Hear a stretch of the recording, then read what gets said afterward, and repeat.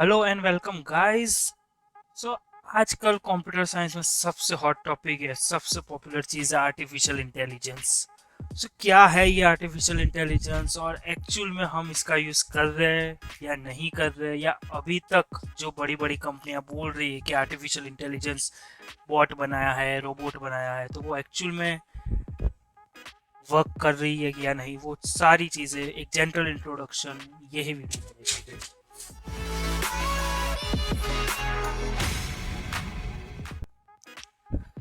सो artificial intelligence की starting तो जैसे ही हमने कंप्यूटर्स को बनाया था और जैसे जैसे उसमें थोड़ा सा अपग्रेड होता गया था,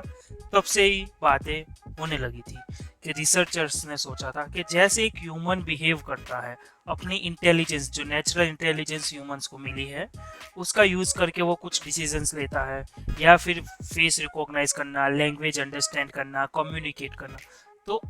साइंटिस्ट का मानना था कि क्यों ना हम ये कैपेबिलिटी एक कंप्यूटर सिस्टम में डेवलप करें। तो तब से ही आर्टिफिशियल इंटेलिजेंस की बातें होनी शुरू हो गई थी और ये टर्म कॉइन हुआ था आर्टिफिशियल इंटेलिजेंस, यानी कि बनावटी समझ।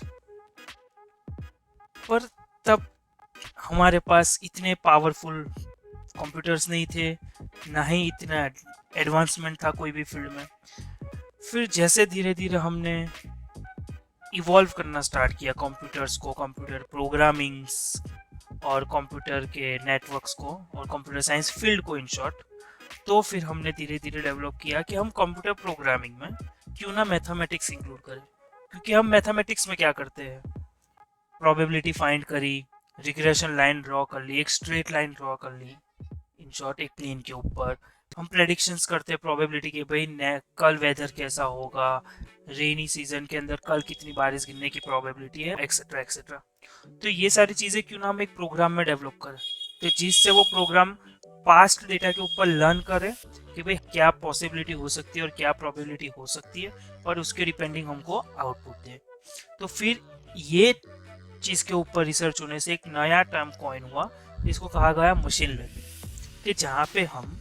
कुछ मैथमेटिक्स स्टैंडर्ड फार्मूलाज और मैथमेटिक्स का यूज़ करके हम मशीन का ऐसा प्रोग्राम करेंगे कि जहाँ पे वो कैसा मॉडल जनरेट करेगा, जिसके अंदर हम जब भी न्यू डेटा फीड करेंगे वो हमको प्रेडिक्शन देगा, वो हमको आउटपुट देगा कि भाई नेक्स्ट डे रेन होने की इतनी पॉसिबिलिटी है, वेदर ये हो सकता है, एक्सेट्रा एक्सेट्रा। फिर धीरे धीरे मेडिकल फील्ड में भी एडवांसमेंट हुआ, कंप्यूटर साइंस में एडवांसमेंट हुआ, तो हमने धीरे धीरे ब्रेन को स्टडी करना स्टार्ट किया एक अलग लेवल पे, कि जहाँ पे हमने एक्सप्लोर किया कि ब्रेन के अंदर ट्रिलियंस ऑफ न्यूरॉन्स है जो एक दूसरे के साथ कनेक्टेड है और constantly in fraction of milliseconds में वो डेटा ट्रांसफर करते, सिग्नल्स पास ऑन हो रहे हैं हमारे ब्रेन के अंदर, जो ट्रिलियंस ऑफ न्यूरॉन्स के बीच में हो रहा है, जिसको हम बेसिकली न्यूरल नेटवर्क कहते हैं हमारा, जो नेचुरल इंटेलिजेंस प्रोवाइड करता है ह्यूमन को। तो रिसर्चर्स ने सोचा कि क्यों ना हम सेम काइंड ऑफ नेटवर्क एक इनिशियल लेवल पे कंप्यूटर प्रोग्राम में बिल्ड करें। तो उसके बाद कॉइन हुआ हमारा डीप लर्निंग, कि जहाँ पे हम सेम कॉन्सेप्ट लाइक एक न्यूरॉन से दूसरे न्यूरॉन डेटा पास होना, सिग्नल पास होना, पर वहाँ पे तो हमारे सिग्नल्स पास होते थे थ्रू इलेक्ट्रिक सिग्नल्स और बेसिक सिग्नल्स। तो हम कंप्यूटर में ऐसा कैसे इम्प्लीमेंट करें, तो हमने मैथमेटिक्स का ही नंबर से, क्योंकि computer at the and binary समझता है, नंबर से समझता है, तो हमने एट दी एंड तो हमने मैथमेटिक्स यूज करके हमारा एक छोटे से कुछ 5 लेयर, 6 लेयर, 35 लेयर तक के न्यूरल नेटवर्क्स बनाए, जो अभी आउट परफॉर्म एक्सीलेंट एक्यूरेसी के साथ परफॉर्मेंस दे रहे हैं। लाइक आप अभी यूट्यूब पे वीडियो देख रहे हैं तो उसके जो रिकमेंडेड सिस्टम है वो भी एक न्यूरल नेटवर्क बेस्ड है। अगर आप कहीं पे कुछ सर्च करते हो वहाँ पे न्यूरल नेटवर्क है, चैटबॉट्स है, वो सब जगह neural networks are doing great job. पर इतने टाइम से क्यों, और अभी ही क्यों, या 20वीं सेंचुरी में ही अभी क्यों इतना पॉपुलर हो रहा है ये? तो फर्स्ट ऑफ ऑल सबसे बेस्ट हम बोले कि हमारे पास कंप्यूटेशन पावर इतनी इंक्रीज हो गई, लाइक हमारे मोबाइल फोन में एट द टाइम इतने सारे ऑपरेशन परफॉर्म हो सकते हैं, हमारे सीपीयूज और जीपीयूज में फ्रैक्शन ऑफ सेकेंड्स में ट्रिलियंस ऑफ ऑपरेशन परफॉर्म होते हैं। तो ये एक ड्रास्टिक चेंज आया है हमारे कंप्यूटेशन पावर में। Second thing, just because of social media and internet, और हमारा जियो तो है ही, कि जिसकी वजह से हर एक इंसान के पास अभी मोबाइल फ़ोन और इंटरनेट अवेलेबल है, कि जिसकी वजह से बहुत सारा टॉन्स ऑफ डेटा जनरेट हो रहा है। और वो डेटा का अभी स्ट्रक्चर अनस्ट्रक्चर नहीं, पर वो यूज कैसे करें। तो दैट्स वाई पहले हमारे पास डेटा ही नहीं होता था कि हम ट्रेन कर पाए, पर अभी just because of internet and social media and हमारे पास इतना सारा डेटा है कि हम अच्छा एक एल्गोरिथम ट्रेन कर सकते हैं।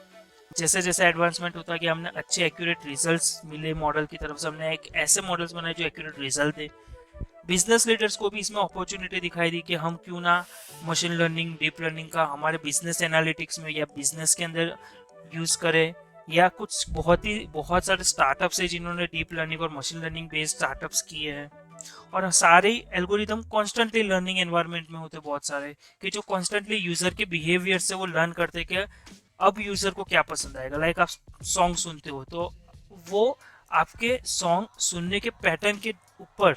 सीखेगा कि अब ये यूजर को कौन सा सॉन्ग पसंद आएगा, अब ये यूजर को कौन सा सॉन्ग पसंद आएगा। दैट्स वाई कि ये इतना पॉपुलर है। पर अभी पॉपुलर है डीप लर्निंग और मशीन लर्निंग, हम अभी तक एक्चुअल एआई तक तो पहुंचे ही नहीं है। Actual AI in the sense कि हमारे पास कोई ऐसा एक परफेक्ट सिस्टम नहीं है कि जो पूरे